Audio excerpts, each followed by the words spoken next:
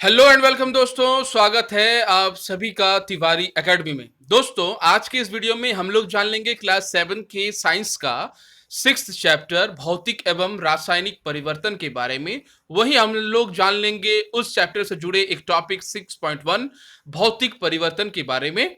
ठीक है ना। साथ ही जान लेंगे इस चैप्टर से जुड़े मुख्य शब्दों के बारे में और इस टॉपिक को समझने की पूरी तरह से कोशिश करेंगे। तो फ्रेंड्स, चलिए आज का ये वीडियो हम स्टार्ट करते हैं।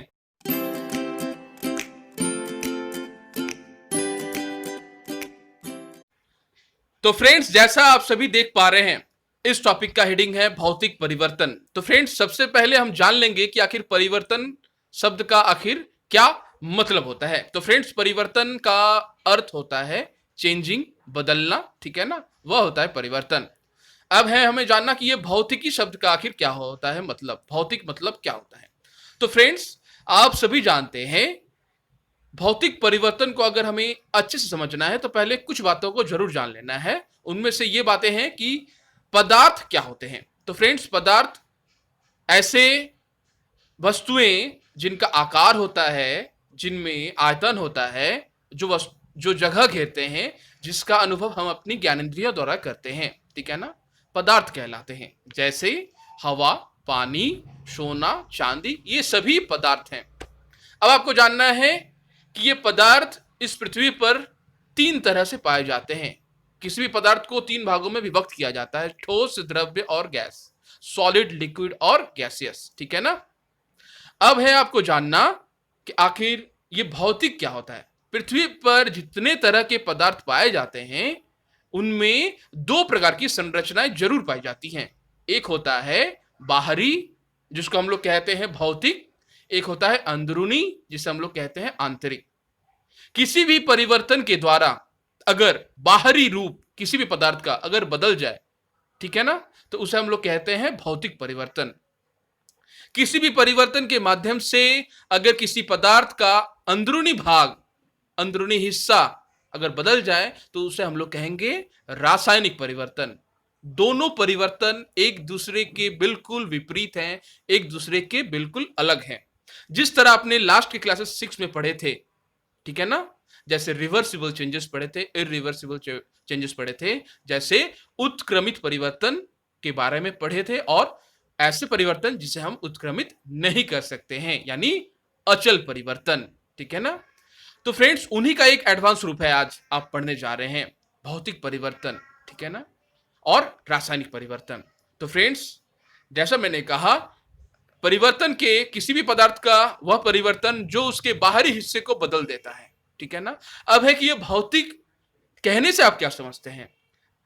हमें अपने आंखों से दिखाई देने वाला जो भी हिस्सा किसी पदार्थ का हम देख पा रहे हैं अपनी आंखों से, वह उसका भौतिकी भाग है, बाहरी भाग है। भौतिकी का सामान्य शब्दों में अगर हम कहें तो वह बाहरी भाग होता है।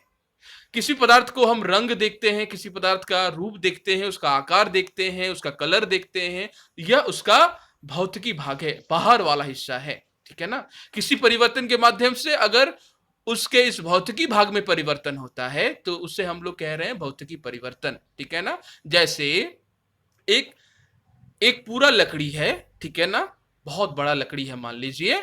जैसे एक बड़े से लकड़ी को अगर हम काट देते हैं छोटे छोटे पीस के द्वारा, छोटे छोटे पीसों में अगर हम विभक्त कर देते हैं, तो यह कौन सा परिवर्तन हुआ, इसे हम लोग कहेंगे भौतिक परिवर्तन।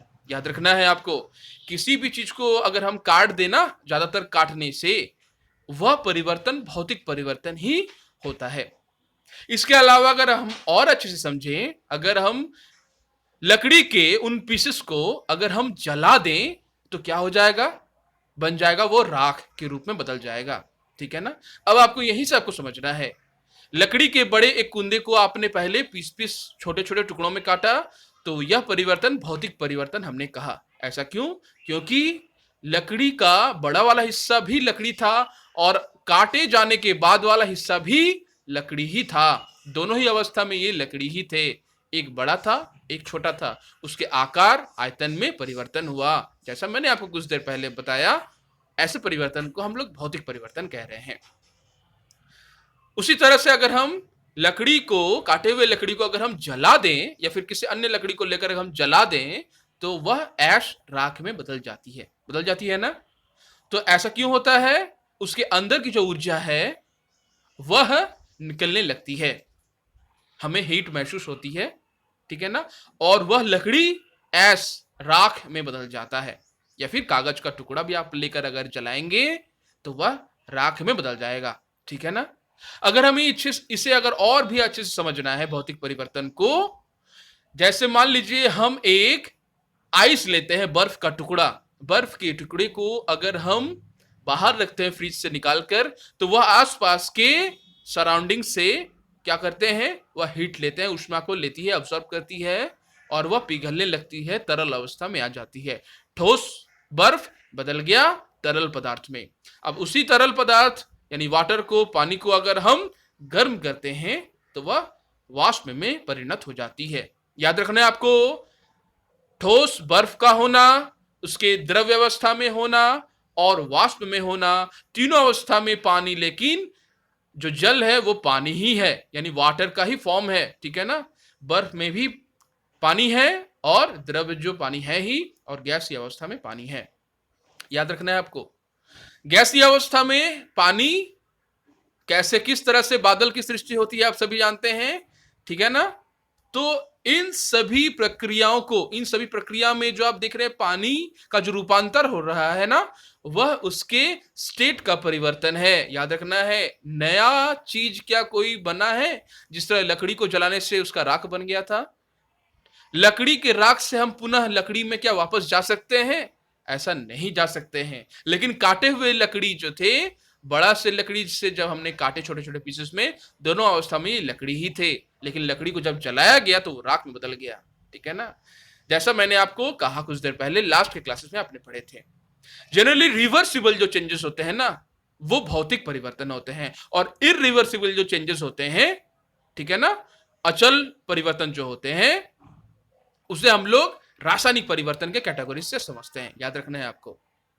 तो फ्रेंड्स, भौतिक परिवर्तन के और कुछ उदाहरण के बारे में अगर हम कहें, जैसे पानी का बर्फ में बदलना भौतिक परिवर्तन है, बर्फ का पानी में बदलना भी भौतिक परिवर्तन है, तरल का वाष्प में परिणत होना भौतिक परिवर्तन है, संघनन की प्रक्रिया होना भौतिक परिवर्तन है, वाष्पन की प्रक्रिया होना भौतिक परिवर्तन है, मेल्ट होना, गलना किसी भी चीज का ज्यादातर भौतिक परिवर्तन ही होता है, चाहे वह पानी का गलना हो या फिर किसी अन्य चीज का, जैसे मोम का गलना भी भौतिक परिवर्तन ही। तो फ्रेंड्स, अब हम लोग जान लेंगे वो कौन से और परिवर्तन हैं जिससे हम लोग भौतिक परिवर्तन के कैटेगरीज में रख सकते हैं, उन्हें वर्गीकृत कर सकते हैं। जैसे अगर हम किसी भी चीज को टुकड़ों पीस में काट देना, टुकड़े टुकड़े पीस में, जैसे हमने लकड़ी के बड़े से कुंदे को पीसेस में काटा था, तो वह भौतिक परिवर्तन कहलाता है। अगर आपका प्रिय खिलौना अगर आपके हाथों से गिरकर टूट जाता है तो वह भौतिक परिवर्तन ही कहलाता है। साथ में आपको अगर घोल के रूप में देखें, अगर द्रव्य में देखें, अगर आप द्रव्य के साथ, पानी के साथ किसी नमक को घोलते हैं ना, तो नमक विलीन हो जाती है उस द्रव्य में, लेकिन द्रव्य को अगर पानी, उस नमक के घोल को अगर आप गर्म करते हैं तो आप देखोगे कि पानी का वाष्पन हो जाता है और नमक जो है लास्ट में एक पेंदी में बचा हुआ होता है, ठीक है ना। याद रखना है आपको, यह परिवर्तन भी, जितने भी तरह के घोल का परिवर्तन है ना, वो जनरली भौतिक परिवर्तन होता है। जैसे चीनी का पानी में घुल जाना भौतिक परिवर्तन है, नमक का पानी में घुल जाना भी भौतिक परिवर्तन है। याद रखना है आपको, इन दोनों को फिर से प्राप्त किया जा सकता है, ठीक है ना। लेकिन ऐसे परिवर्तन जिसे हम पहले की वस्तुओं को प्राप्त नहीं कर सकते हैं, उसे हम लोग रासायनिक परिवर्तन कहते हैं। समझना है आपको बातों को। बल्ब का जलना, क्या यह रासायनिक परिवर्तन है या भौतिक परिवर्तन है? किसी भी बल्ब का जलना या फिर आपके मोबाइल के टॉर्च का जलना, यह कौन सा परिवर्तन है? यह भौतिक परिवर्तन है। टॉर्च के स्विच को ऑफ कर देते ही फिर से बत्ती जो है वो बंद हो जाती है। तो फ्रेंड्स, आप देख पा रहे हैं कि भौतिक जो गुण है हम किसे कह रहे हैं। पदार्थ के आकार, माप, साइज, रंग, अवस्था जैसे उसके गुण भौतिक गुण कहलाते हैं। जैसा मैंने आपको कुछ देर पहले समझाया, वह परिवर्तन जिसमें किसी पदार्थ के भौतिक गुणों में परिवर्तन हो जाता है, भौतिक परिवर्तन कहलाता है। आप देख पा रहे हैं भौतिक परिवर्तन सामान्यतः उत्क्रमणीय होता है, जैसा मैंने आपको कहा रिवर्सिबल होते हैं, ठीक है ना, जैसा आपने लास्ट के क्लासेस में भी पढ़े थे। ऐसे परिवर्तन में कोई नया पदार्थ का निर्माण नहीं होता है, कोई नया पदार्थ नहीं बनता है, याद रखना है आपको, ठीक है ना। साथ में आपको ये भी जान लेना है कि जब भी हम किसी चीज को जला देते हैं, राख में बदल देते हैं ना, जैसे हमारे हमारे हम जब भोजन को ग्रहण करते हैं तो भोजन का डाइजेशन होता है, पाचन होता है, तो वो कौन सा परिवर्तन है? वह हमेशा रासायनिक परिवर्तन है, क्योंकि पचे हुए भोजन से आप फिर से उस अवस्था में नहीं आ सकते। दूध का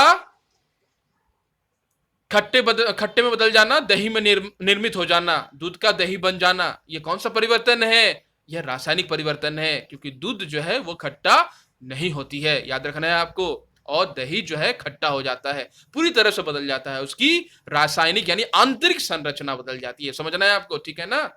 और नए पदार्थ का निर्माण हो जाता है।